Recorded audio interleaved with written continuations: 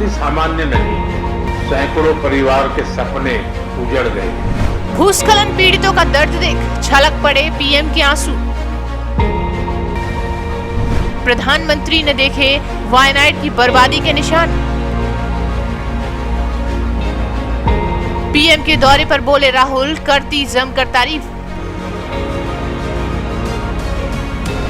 आपको बता दें कि प्रधानमंत्री नरेंद्र मोदी ने शनिवार को केरल के वायनाड जिले के भूस्खलन से तबाह हुए इलाकों का दौरा किया।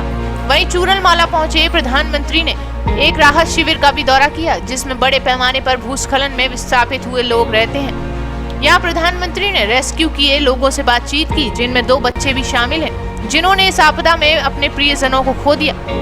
दरअसल मोदी कन्नूर हवाई अड्डे से हेलीकॉप्टर द्वारा पहाड़ी जिले में पहुंचे। उन्होंने नुकसान का आकलन करने के लिए प्रभावित क्षेत्रों का दौरा किया। बाद में प्रधानमंत्री ने दोपहर करीब 2 बजे मोपपाड़ी में शिविर का दौरा किया और वहां लगभग आधे घंटे तक कुछ बचे हुए लोगों से बातचीत भी की।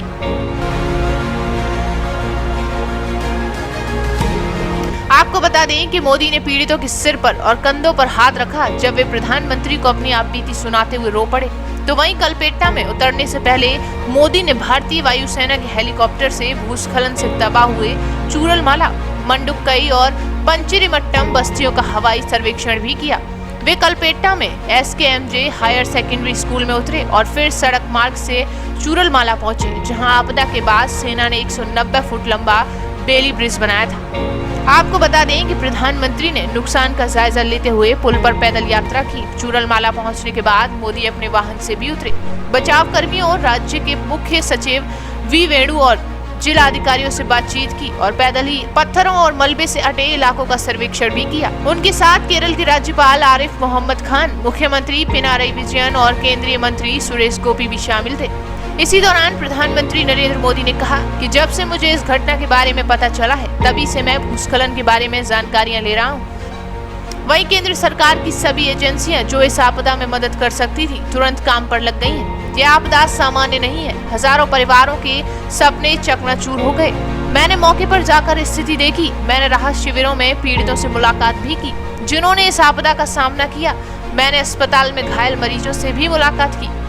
वहीं पीएम ने आगे कहा कि हमारी प्रार्थनाएं वायनाड भूस्खलन से प्रभावित लोगों के साथ हैं। केंद्र राहत प्रयासों में सहायता के लिए हर संभव सहायता का आश्वासन हमने दिया है। मैं भूस्खलन से बचे लोगों को आश्वस्त करना चाहता हूं कि वे इस मुश्किल समय में अकेले नहीं हैं। सीएम पिनाराई विजयन ने कहा कि वे केंद्र से आवश्यक सहायता के बारे में विस्तृत ज्ञापन भी भेजेंगे। हमारी केंद्रीय टीमों ने भी स्थिति का आकलन किया। भारत सरकार सभी समस्याओं को हल करने के लिए राज्य सरकार के साथ खड़ी रहेगी। और इसी धरती के संतान सुरेश गोपी जी, जब से मैंने इस आपदा के विषय में सुना, तब से मैं लगातार यहां संपर्क में रहा हूं, पल पल की जानकारी भी लेता रहा हूं और केंद्र सरकार के जितने भी अंग हैं, जो भी इस स्थिति में मदद हो सकते हैं, उसको तुरंत मोबिलाइज करना और हम सब मिल करके इस एक भीषण आपदा में हमारे जो परिवारजन इस समस्या में घिरे थे, उनकी सहायता करना, ये त्रासदी सामान्य नहीं है। सैकड़ों परिवार के सपने उजड़ गए हैं।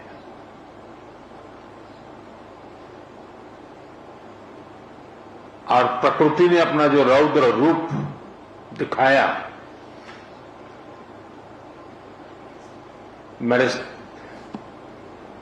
वहां जाकर के परिस्थिति को देखा है। मैं रिलीफ कैंप में भी इन पीड़ित परिवारों से मिला हूं, जिन्होंने एक्चुअली उस समय जो देखा और जो झेला, उसका विस्तार से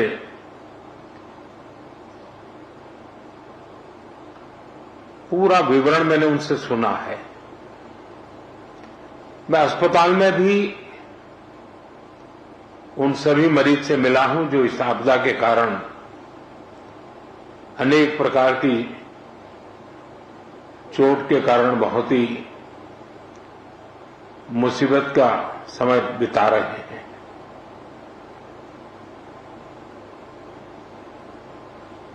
ऐसे संकट के समय जब हम साथ मिलकर के काम करते हैं तो कितना उत्तम परिणाम मिलता है। उसी दिन सुबह ही मैंने माननीय मुख्यमंत्री जी से बात की थी और मैंने कहा था कि हम हर प्रकार की व्यवस्था को मोबिलाइज कर रहे हैं और जितना जल्दी पहुंच सकते हैं पहुंचते हैं। मैंने हमारे एक MOS को भी तुरंत यहां भेजा था,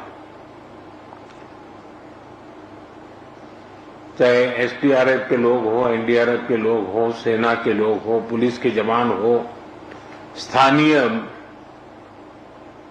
मेडिकल के लोग हो या यहाँ के NGOs हो, सेवाभावी संस्थाएं हो, हर कोई बिना रुके तुरंत ही आपदा प्रभावित लोगों की मदद के लिए पहुंचने का प्रयास किया। जिन परिजनों ने अपने स्वजन खोए हैं उसकी पूर्ति करना तो हम मनुष्य के लिए संभव नहीं है, लेकिन उनका भावी जीवन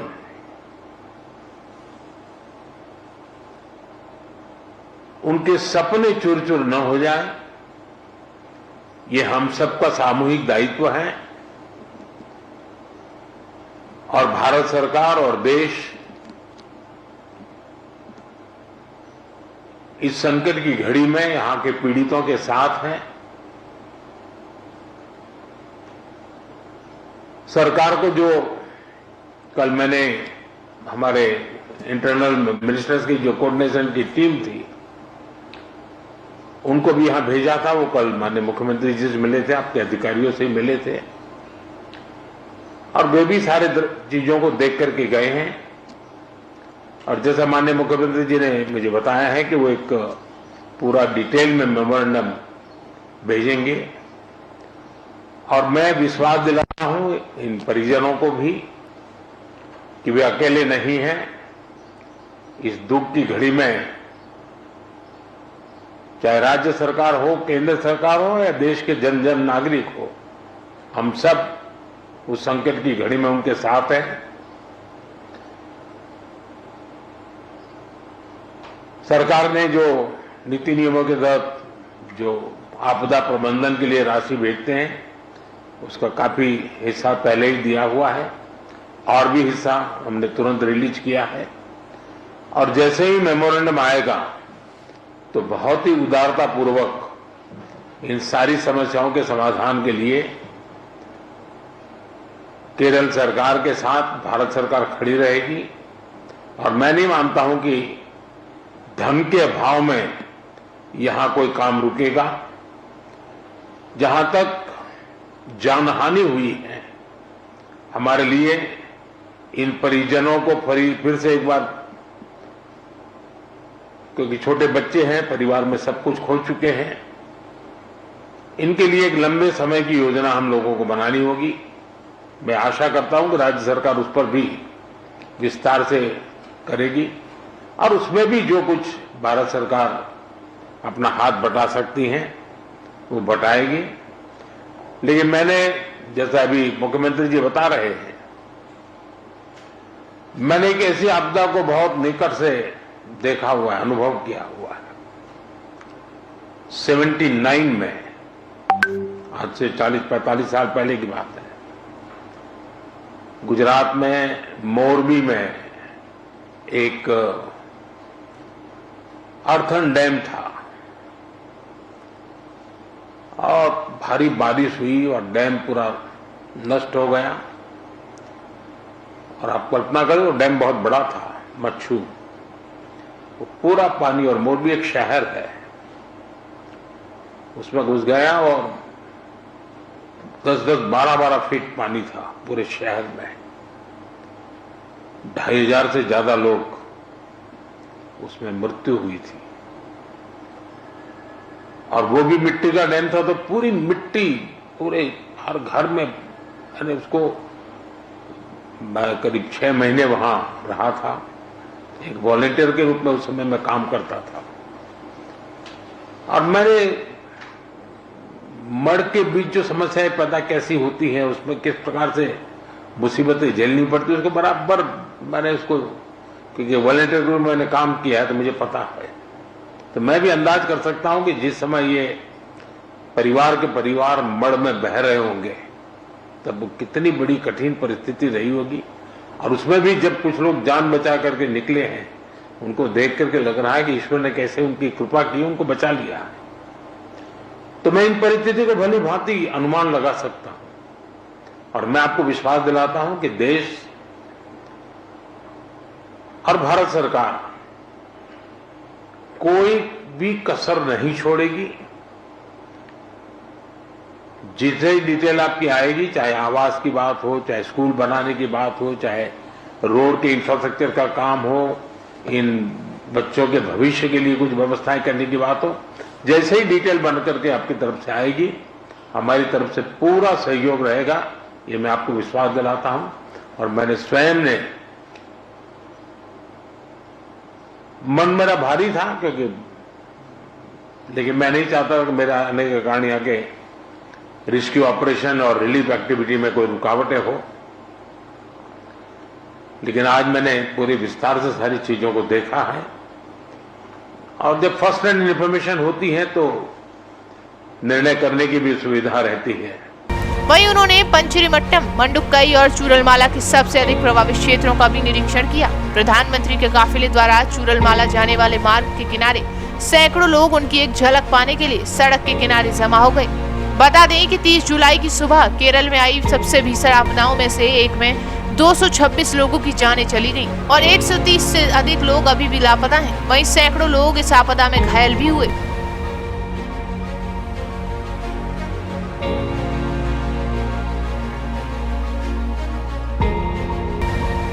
तो वहीं जब राहत शिविर और अस्पताल पहुंचकर पीएम मोदी ने पीड़ितों से मुलाकात की तो उनकी बातें सुनी। कई लोग अपनी आपबीती बताते समय रो पड़े, जिसके बाद पीएम मोदी भी भावुक नजर आए। इसी दौरान पीएम मोदी ने बच्चों से भी बातचीत की। किसी ने अपने को खोने तो किसी ने अपने घर टूटने की बात बताई। इन सब के बीच अस्पताल में एक बच्ची उठकर पीएम मोदी के पास आती है। वह उनके सफेद रंग की दाढ़ी से खेलने लगती है तो कभी उनका चश्मा उतारने लगी। पीएम मोदी मुस्कुराते हुए बच्चों के साथ खेलते रहे। ये बेहद ही खूबसूरत तस्वीरें हैं जिन्हें देखकर आप भी मुस्कुराए बिना नहीं रह पाएंगे। देखिए किस तरह से बच्ची पीएम मोदी के साथ खेलती हुई नजर आ रही है।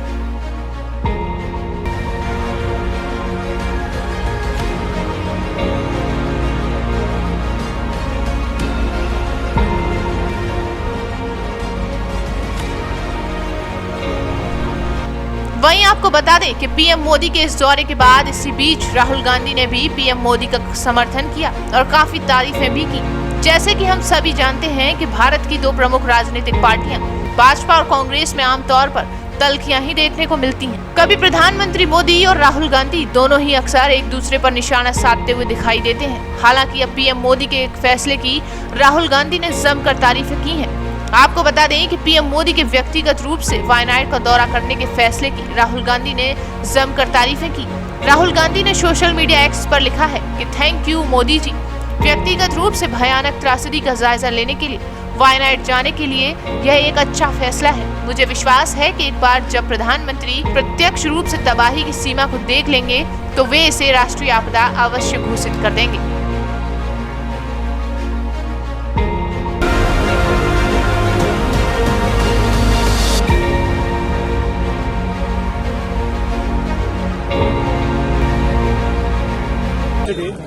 As I said yesterday, this is a terrible tragedy. We yesterday went to the site, we went to the camps, we assessed the situation there, and today we had a meeting with the administration and the panchayat. They briefed us on exactly the number of casualties they expect, the number of houses that have been damaged, and their strategy. we have said that we are here to help in any way possible. Congress family would like to commit to build 100+ houses here. Of course, it is a terrible tragedy. I think Kerala has not seen this type of a tragedy in one area.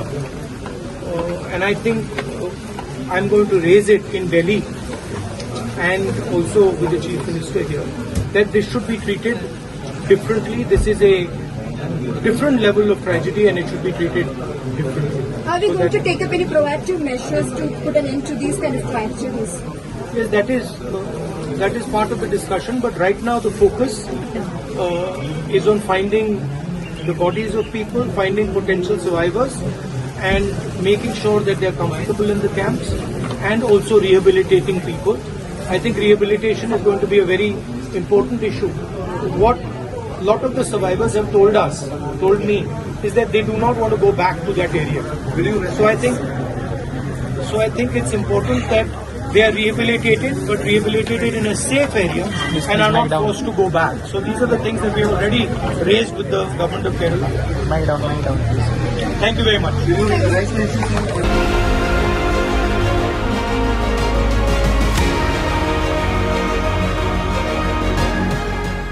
जिन परिजनों ने अपने स्वजन खोए हैं उसकी पूर्ति करना तो हम मनुष्य के लिए संभव नहीं है, लेकिन उनका भावी जीवन, उनके सपने चूर चूर न हो जाए, ये हम सबका सामूहिक दायित्व है।